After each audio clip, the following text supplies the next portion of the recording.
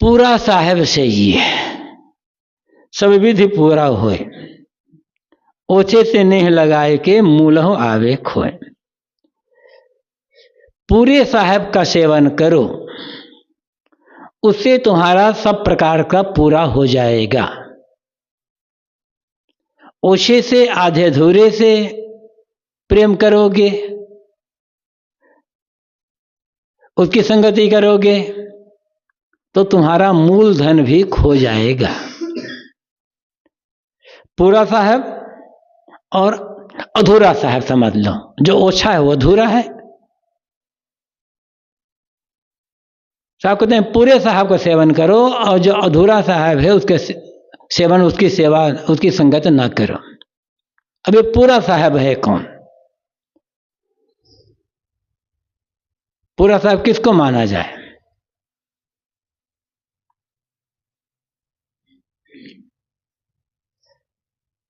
पूरा साहब वही है जिसकी बात आई कि जो पूर्ण निष्काम अनासक्त निर्द्वंद है। वो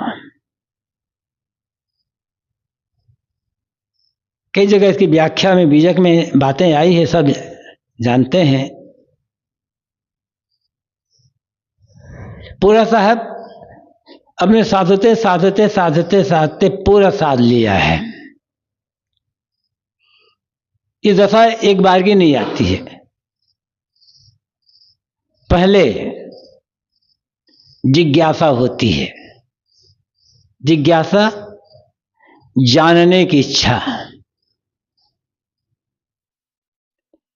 मैं कौन हूं, मेरा स्वरूप क्या है, संसार से मेरा संबंध क्या है, मेरे सुख दुख का कारण क्या है, इस जो जीवन मिला है मुझे, इस जीवन का उद्देश्य क्या है,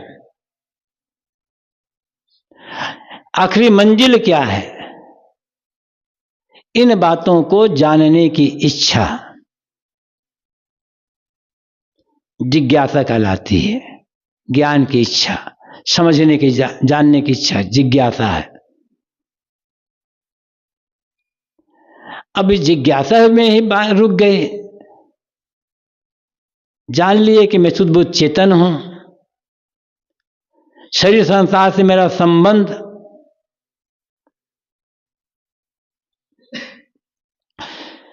कर्म संस्कार और वासनाओं के कारण है।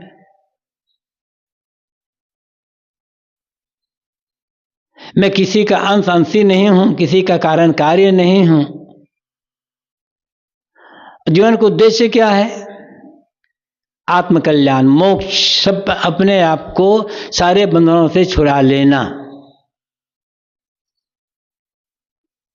सुख दुख का कारण हमारे अपने कर्म ही है, दूसरा हमें कोई सुख दुख देने वाले नहीं है। इतनी बातें जान लिए, लेकिन इस जानने से काम कुछ नहीं बनेगा। जान लेना पर्याप्त नहीं होता है। फिर जब अच्छी तरह से जान लिए, समझ लिए, और समझने के बाद ही बहुत लोग तो अपना राग रंग मोह माया दुनियादारी में उलझे रह जाते हैं। जानते हैं, जानने में कमी नहीं है, लेकिन जान करके उतने में रुक जाते हैं। तो ये जानना दुख निवृत्ति का कारण नहीं बन पाएगा, मोक्ष कारण नहीं बनेगा। जब जान लिए कि शरीर संसार से मेरा जो संबंध है वो वासनाओं के कारण, कर्म संस्कारों के कारण है, मुझे जो दुख मिलता है वो भी मेरे मन की जो तमाम इच्छाएं और विकार हैं उनके कारण। फिर इसके पश्चात दुखों से बचने की इच्छा होती है। इसको कहते हैं मुमुक्षा, मोक्ष की इच्छा। मोक्ष क्या है? दुखों से छुटकारा पाना। मोक्ष कोई काल्पनिक नहीं, कोई अलौकिक नहीं है। हर आदमी दुख से छुटकारा तो पाना चाहता है। दुख किसको प्रिय है?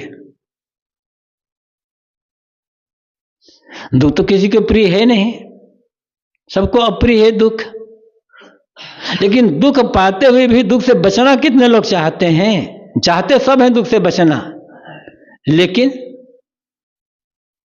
आसक्ति, कामना, इच्छा, वासना का त्याग नहीं कर पाते, अहंता ममता लोभ मोह का त्याग नहीं कर पाते। हमारे अपने बुरे कर्म यही दुखों का कारण है। ऐसा जान करके भी बुरे कर्मों का त्याग नहीं करते। मन का जो विकार है, काम, क्रोध, लोभ, मोह आदि, ये दुखों का कारण है, यही संसार में भटकने का कारण है। ऐसा जानते हुए भी इसका त्याग नहीं कर पा रहे हैं, तो फिर तो बचेगा नहीं। तो फिर एक मुमुक्षा, फिर एक मोक्ष की इच्छा होती है, नहीं मुझे बचना है। जान लेने के पश्चात कारण जान लिए दुख का, लेकिन अब उसे बचने के लिए इच्छा होनी चाहिए, तब तो होगे ना।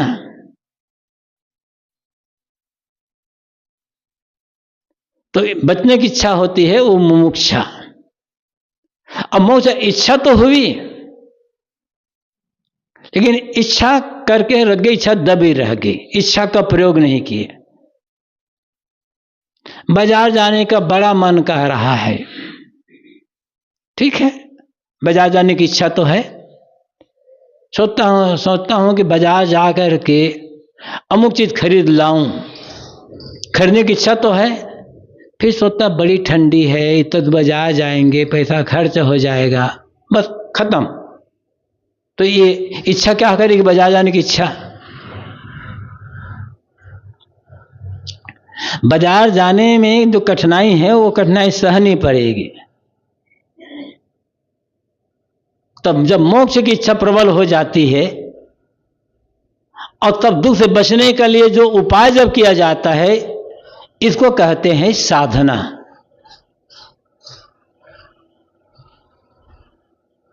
और जो किसी भी मतलब जो जानकारी का जीवन में प्रयोग करना, इसको आचरण कह सकते हो और साधना कह सकते हो।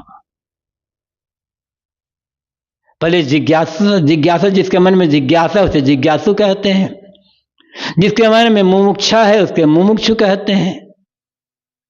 और उस इच्छा करने के पश्चात जो साधना काम में लग गया, अपना को दुखों से बचाने के लिए जो मन इंद्रियों पर संयम करने लगा, मन के विकारों को त्याग करने के लिए काम करने लगा, सेवा, सत्संग, साधना, भक्ति में जो लगा, उसे कहते हैं साधु।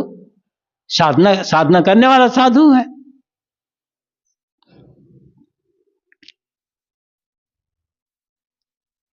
और साधना चलती है मंथर गति से, धीरे धीरे चलती, धीरे धीरे। एकाएक साधना में तीव्रता नहीं होती है। तीव्रता तपस्या में होती है। तपस्या बिल्कुल ही अलग है और साधना बिल्कुल ही अलग है। तपस्या करते हुए भी कोई साधक नहीं हो सकता। तपस्या में कष्ट सहन तो है, शरीर काया कष्ट तपस्या में ज्यादा होती, साधना में काया कष्ट नहीं होते हैं। साधना में काया कष्ट होता ही नहीं है, तपस्या में काया कष्ट होता है। जी जलाना है, भूखे रहना, ठंडी गर्मी सहन करना और तमाम प्रकार से। लेकिन तपस्या से मन के विकार दूर नहीं होते, दिखाव होती है, भड़काव होती है। तपस्या से प्रसिद्धि मिलेगी, तपस्या से बहुत से लोग जुड़ जाएंगे, तपस्या से धन मिलेगा, पैसा मिलेगा, सम्मान मिलेगा, लेकिन दुख दूर नहीं हो पाएगा।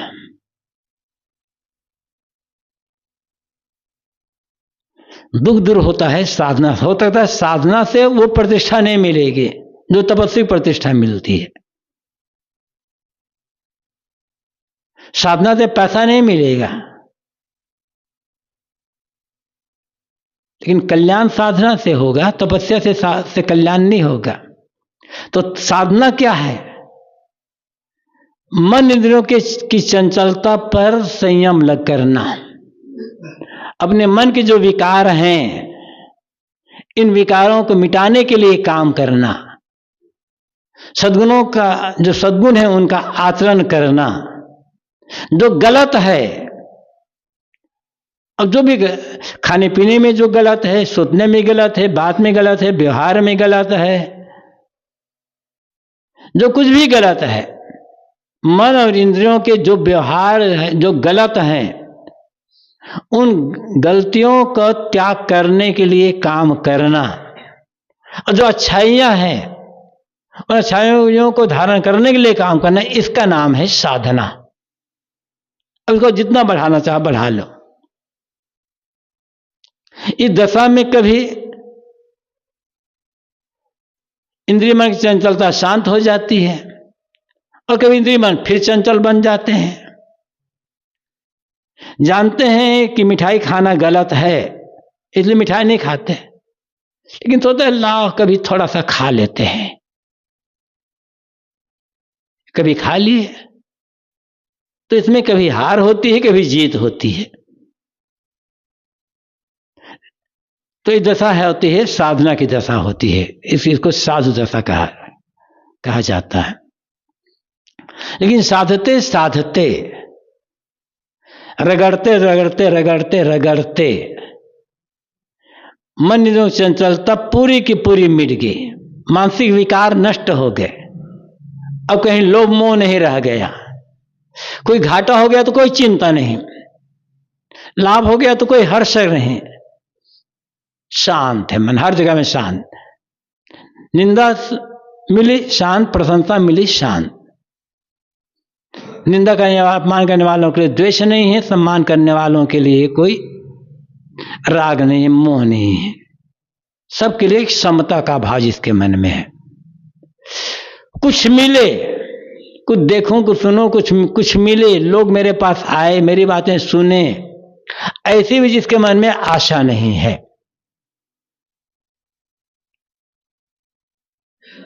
कोई ना सुने बात तो घाटा क्या है फिर।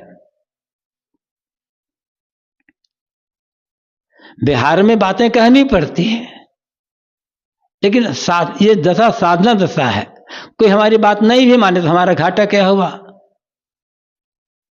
कुछ पैसा नहीं मिला, कोई हमें सुनने के लिए नहीं आए तो घाटा क्या होगा। तो मतलब कोई हमारी बातें सुने, हमारे उपदेश को माने, हमारा कोई शिष्य बने, ऐसा कोई आशा जिसके मन में नहीं है, कुछ भी पाने का आशा नहीं है। और जब आशा नहीं है तो मन में कोई छल कपट नहीं है।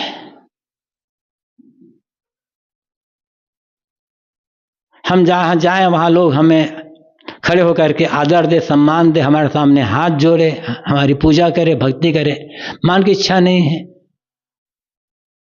वो दशा है संतोष दशा।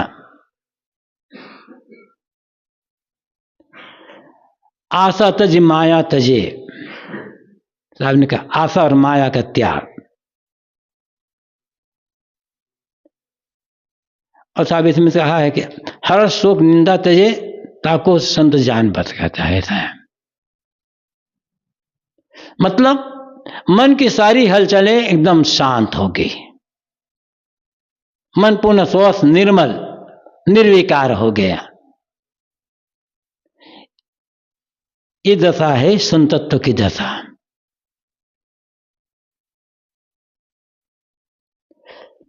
ऐसे जो संत होते हैं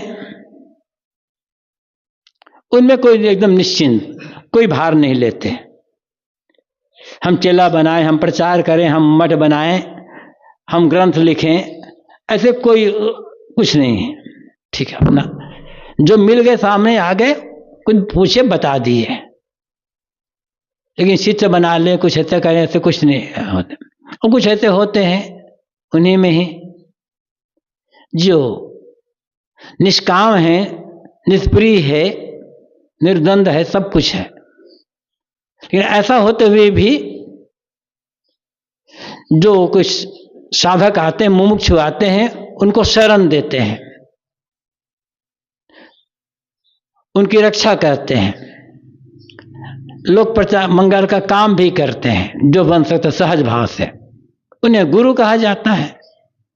ऐसे जो हैं, जो गुरु, जो निर्द्वंद निष्काम निष्प्रिय है, राग द्वेष हर्षों से ऊपर जिनका मन उठा हुआ है, पूर्ण निर्मल मन, उनको गुरु कहा जाता है। उसी को यहां पर कहा गया है पूरा साहेब। सदगुरु कबीर कहते हैं कि पूरा साहेब से ये पूरा जो साहेब है वो है, उसकी सेवा करो, सब विधि पूरा हो, ताकि तुम्हारा सब प्रकार से पूरा हो। सब प्रकार से पूरा होना क्या है? मन में कोई दुख ना हो पाना, हर समय मन शांत संतुष्ट रह जाना। है मेरा अमुक बिगड़ गया, है मुझे अमुक नहीं मिला, ये मन का अधूरापना है। बिगड़ गया तो कोई बात नहीं, बिगाड़ता नहीं है, लेकिन फिर भी चीजें तो बिगड़ती है ना, रक्षा करते करते। और कुछ चीजें नहीं मिली तो भी कोई चिंता नहीं है, बिगड़ने का दुख नहीं है और न मिलने का दुख भी नहीं है। दोनों से मन ऊपर उठा हुआ है, उड़ जाना। ये मन का पूर्ण संतुष्ट, मन में पूर्ण संतुष्टि होना, कमी का अनुभव, अभाव का अनुभव मन में न होना, ये सब प्रकार से पूरा होना है। कमी का अनुभव मतलब अधूरापना है, कुछ चाहना है मन में, कुछ कामना है मन में, कुछ लालसा है किसी प्रकार की, तो अधूरापना है ही। इच्छा कामना का मिट जाना, कमी का अभाव, अभाव की खटक ना हो मन में, ये सब प्रकार से पूरा होना है। तो ये पूरा होगा क्या कहते हैं? पूरा साहेब, जो पूर्ण निष्काम निर्धन जीवन मुक्त, जो जिसे हम कह सकते हैं, वही पूरा साहेब है। अब ऐसे जो पूरा साहेब सेवन करेंगे, उनकी सेवा, उनकी भक्ति करेंगे, उनको देख पालन करेंगे, तो हमारा भी पूरा हो जाएगा। हम भी वैसे पूरा बन जाएंगे एक दिन, धीरे धीरे करते करते। ओछे से नहीं लगाए के मूल हमारे खुद साहब, तो कहीं ओछे से नहीं लगा लोगे, अधूरा है वो। जिन्हें जड़ चेतन का पूरा भेद ही मालूम नहीं है, मन में भ्रम है। भेद मालूम भी है तो जीवन का आचरण भी वैसा नहीं है, साधना की रहनी वैसे नहीं है। बहुत बढ़िया भजन गाते हैं, बहुत बढ़िया प्रवचन करते हैं, और कुछ उसमें कुछ त्याग है, कुछ थोड़ा बहुत संयम भी है, कुछ बात ना है, लेकिन इच्छा है मन में हमें सम्मान मिले, हमें आदर मिले, लोग हमारी बात को मानकर हमारे साथ चले, हमारे शिष्य बने लोग, हमें पूजा प्रतिष्ठा मिले, हमें लोग आकर धन दौलत दे, ये भाव मन में है। तो ये है ओछा होना, अधूरा होना। कहीं गए, 2 4 10 शिष्य बन गए, बड़ा होगा, अच्छा हो गया, यहां हम आए, हमारे शिष्य बन गए, यहां हमारा आना सफल हो गया। और कैसे से न बने, अरे हम यहाँ 4 दिन रहे, कोई हमारे शिष्य ही नहीं बना, हमारा आना बेकार हो गया, ऐसा भाव है तो समझना अधूरापना है। ये ओछा साहब का लक्षण है। कोई शिष्य बन गया तो हमारा लाभ क्या होगा भाई? नहीं बना तो हमारा घाटा क्या होगा? शिष्य बनाने की इच्छा है तो ये ओछापना है, अधूरापना है। कोई किसी ये मत पंथ की बात नहीं है, ये सार्वभौमिक बात है। तो सही ज्ञान नहीं है, सही आचरण नहीं है, मंदिरों पर संयम नहीं है, मन में अनेक प्रकार के विकार भरे हुए हैं, बस साधु का कपड़ा पहन लिए हैं, किसी मठ के महंत या गुरु बन गए हैं, लोग गा लेते हैं, बढ़िया प्रवचन कर लेते हैं, लोगों को रिझा लेते हैं, और रिझा करके धन और सम्मान पाने की इच्छा है तो आप कहते हैं ये ओछापना है, अधूरापना। ऐसे गुरु की सेवा करोगे तो तुम्हारा मूल धन खो जाएगा, जो तुम्हारा विवेक नष्ट हो जाएगा या मोक्ष की इच्छा ही खत्म हो जाएगी। तुम भी मान लो कि जैसे गुरु जी हैं, मठ मंदिर में महंत बन गए, ऐसे हम भी कहीं महंत बन जाते तो इतना अच्छा होता। तो तुम्हारा तो मोक्ष की इच्छा खत्म, जो मूल धन है, ज्ञान है, स्वरूप विचार वो भी खत्म हो जाएगा ना। अब फिर क्या होगा?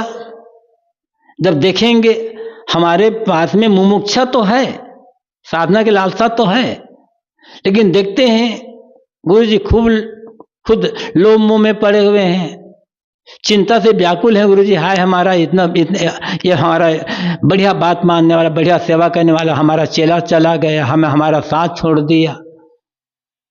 तो ये देखोगे तो लगेगा अरे ये तो इतने बड़े विद्वान हैं, ये ऐसे प्रवक्ता हैं, इनके हालात से बाकी लोगों के हालात, फिर तो जितने संत हैं सबसे अश्रद्धा हो जाएगी।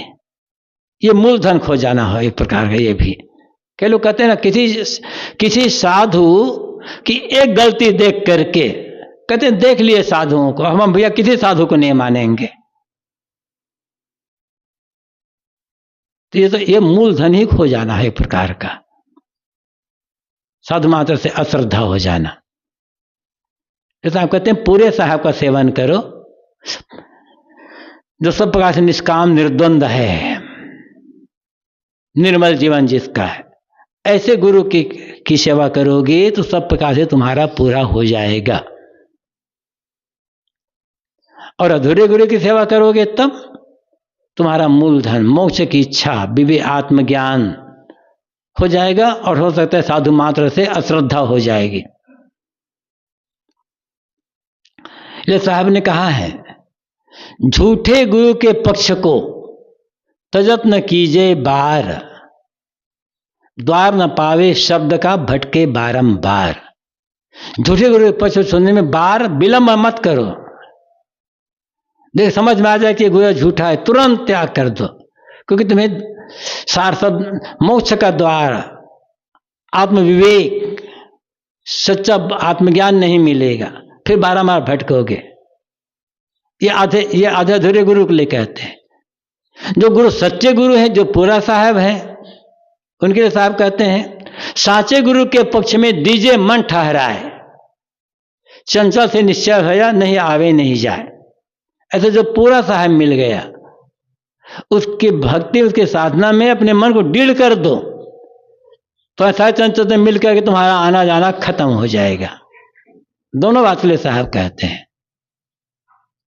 पूरे साहब का सेवन करना, सेवा मतलब उनकी भक्ति, सेवा, उपासना करना, उनके बताए पद पर चलना, यही कल्याण का बात ही तुम्हारा पूरा हो जाएगा। ज्यादा दूर है उनकी सेवा छोड़ दो, नहीं तो तुम्हारा मूलधन खो जाएगा। जाओ वैद्य घर आपने, यह बात न पूछी कोई, जिन यह भाल लदाइया निर्वाहेगा सोए। यहां किसी शिष्य को, किसी व्यक्ति को, किसी साधक को सच्चे गुरु मिल गए हैं, भले वो घर में ही रहता है, लेकिन उसे सच्चा गुरु मिल गया है और आत्मात्मा का विवेक हो गया है, कल्याण की साधना की रहनी क्या है उसे मालूम है। ऐसे किसी व्यक्ति साधक के यहां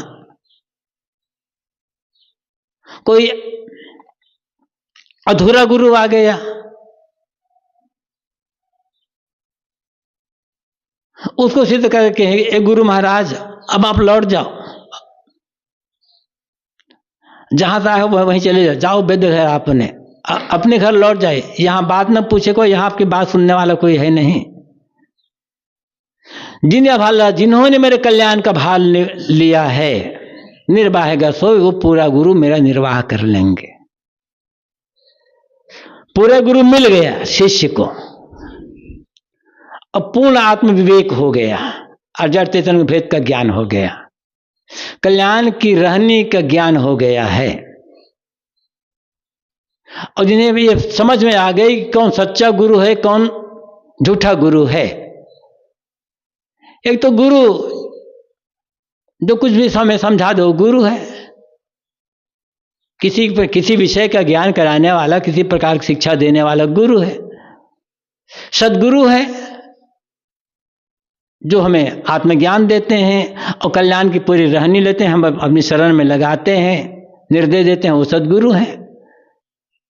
और जो झूठे हैं, जो साधु कपड़ा तो पहने हैं लेकिन भ्रम में, अंधविश्वास में चमत्कार की भावना में डूबे हुए हैं, उन्हें आप गुरुआ कह सकते हो। ऐसे ही कोई गुरु आया होगा, आधा अधूरा गुरु, बस थोड़ा सा बता दे, टोटका बताने वाला कि बेटा ये काम कर लेना, तो बेटा वो काम कर लेना, फिर ऐसे भी कल्याण हो जाएगा। कोई मंत्र दे दिया, कोई नाम दे दिया, कोई बता दिया, ऐसे कोई गुरु आया होगा। या फिर ऐसा गुरु जिसके आचरण का ठिकाना ही ना हो, केवल गुरु का कपड़ा तो पहन लिए हैं, गुरु कहलाते हैं, लोगों को चेला मुड़ते हैं और उसे धन ले लेते हैं। ऐसे गुरु के लिए तो कहा गया है ना कि कान में कर दे कुर, तुम चेला हम गुर, रुपया पैसा धर तर चाहे मर। ये हम नहीं जानते, हमने तुम्हें चेला बना लिया, तुम हमें रुपया पैसा दे दो, चाहे तुम तरो चाहे डूबो, ये हमारा मतलब नहीं है। ऐसे ही मान लो ऐसे भी गुरु आया होगा तो चित्त कहता है कि गुरु महाराज अब आप घर लौट जाओ, हमें आपकी आवश्यकता नहीं है, हमें तो सच्चा गुरु मिल गया है और सच्चे गुरु द्वारा सच्चा बोध मिल गया है। अब हम सच्चे गुरु की शरण में चले गए हैं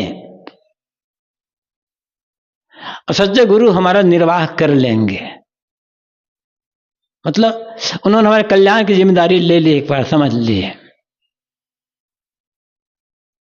ये भी बड़ी हिम्मत की बात है। वैसे भी मान लो कोई व्यक्ति किसी गुरु से जुड़ा हुआ है, पहले से किसी गुरु ने उसे कुछ उपदेश दिया है, मंत्र दिया है, कोई थोड़े बहुत कुछ ज्ञान बताया है, लेकिन गुरु में पूर्णता नहीं है, अधूरापना है। उसकी बात कोई आदमी उसकी सेवा करता रहा, करते करते मतलब उसे पूरा ज्ञान मिल गया, पूरे गुरु मिल गए जो आत्मज्ञानी भी हैं और वैसे जीवन की रहनी भी है, ऐसे गुरु मिल गए। तो भाई एक शिष्य का कर्तव्य होता है कि जो पूरे गुरु मिले हैं उनकी शरण में तो रहना, लेकिन जिस गुरु ने शुरू में रास्ता बताया, भले वो अधूरा है, उसके मिलने पर उसका आदर सम्मान करना, उसकी सेवा करना, उसे जल भोजन देना, ये गलत नहीं है। ये गलत क्या है? ये कर्तव्य है, क्योंकि उन्होंने कम से कम एक समझ तो दी, धर्म का रास्ता तो बताया। यदि वो गुरु न मिले होते तो आज जो सच्चे गुरु मिले हैं वो कैसे मिलते हैं? उन्होंने प्रारंभिक हमें ज्ञान बताया, प्राइमरी में पढ़ाने वाला जो अध्यापक है वो भी तो गुरु ही है। यदि प्राइमरी में पढ़ाने वाला कोई अध्यापक नहीं मिलता, कोई अध्यापक हमें प्राइमरी की बातें न बताता तो उच्च कोटि की जो कक्षा है उसका ज्ञान कैसे होता?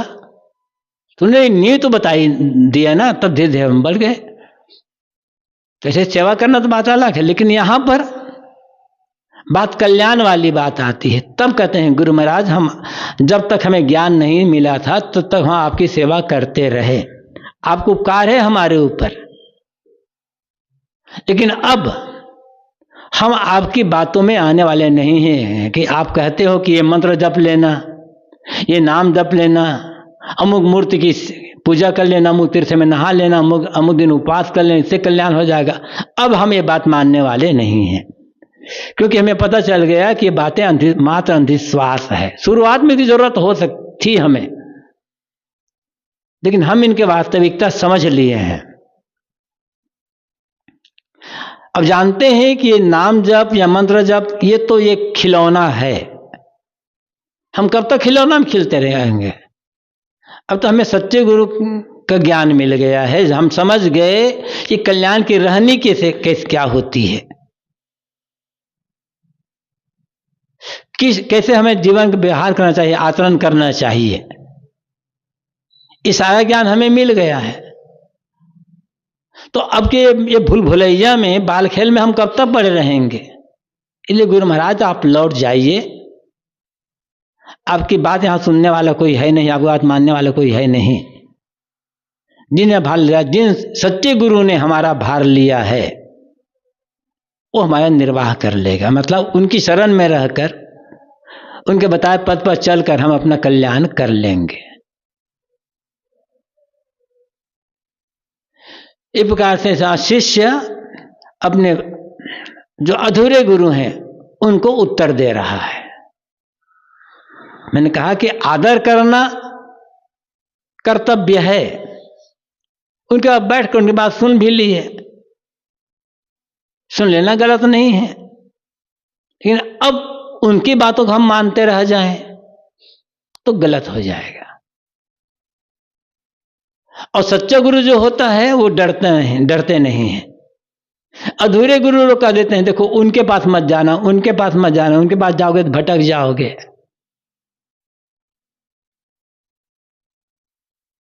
कितने गुरु तो ऐसे भी होते हैं,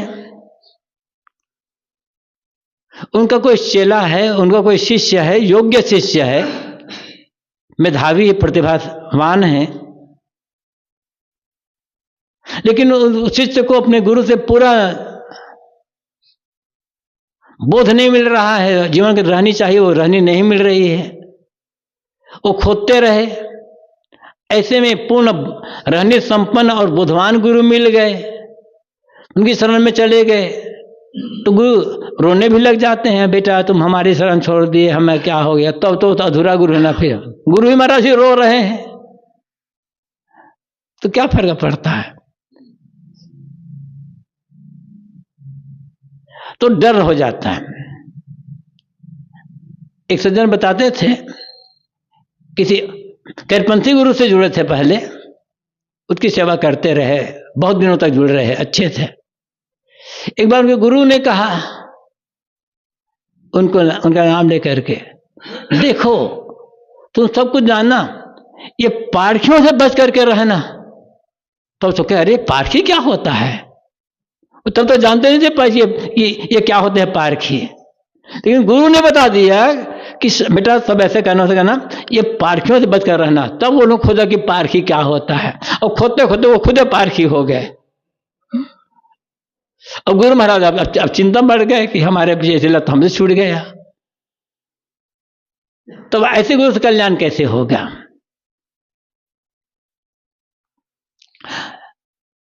उसमें कहा गया है, उपनिषद में बात आती है, 33वें उपनिषद में शिक्षावल्ली है। गुरुकुल में रह करके छात्र विद्याधन कर रहे थे, विद्या पूरी हो गई तो गुरु ने दीक्षांत भाषण दिया है। उसमें कहा गया है, बहुत सारी बातें बताते हुए आचार्य अपने शिष्यों से कहते हैं, यान अस्माकं सुचतानि तानि त्वपस्यानि न इतिरानि। जो मेरे सही आचरण, सही उपदेश है उनको मानना। मेरे उपदेश में, मेरे जीवन की रहनी में कोई कमी है उनको मत मानना। और ये भी कहा गया है, जितना मैं जानता था उतना तुम्हें मैंने बता दिया है। अब मुझसे अच्छा ज्ञानी कोई मिले, मुझे तुम्हें अच्छी बात समझाने वाला गुरु मिले तो उनके पास जाना, उनकी शरण में रहना और उनसे ज्ञान ग्रहण करना। ये तत्वोपनिषद में बहुत बढ़िया बात आई है। ये पूरे गुरु का लक्षण ये होता है। इस साखी का भाव इतना ही है कि जाओ वैद्य घर आपने यहाँ बात न पूछे कोई, जिन्हें भल दाए निर्वाहेगा सोए। जिस शिष्य को सच्चे गुरु मिल गए और सच्चा बोध हो गया है, जो साधन रहनी में जो चल रहा है, वो अपने पहले वाले अधूरे गुरु को जवाब देते हैं, गुरु महाराज आपकी बात हम आपको आदर करेंगे, सेवा करेंगे, लेकिन आपकी बात नहीं मान सकते अब, क्योंकि आपको बातों को मानकर हमारा कल्याण नहीं होगा। हमें सच्चे गुरु मिल गए हैं, उन्हें सच्चा बोध दे दिया है, उसी बोध से हमारा कल्याण होगा।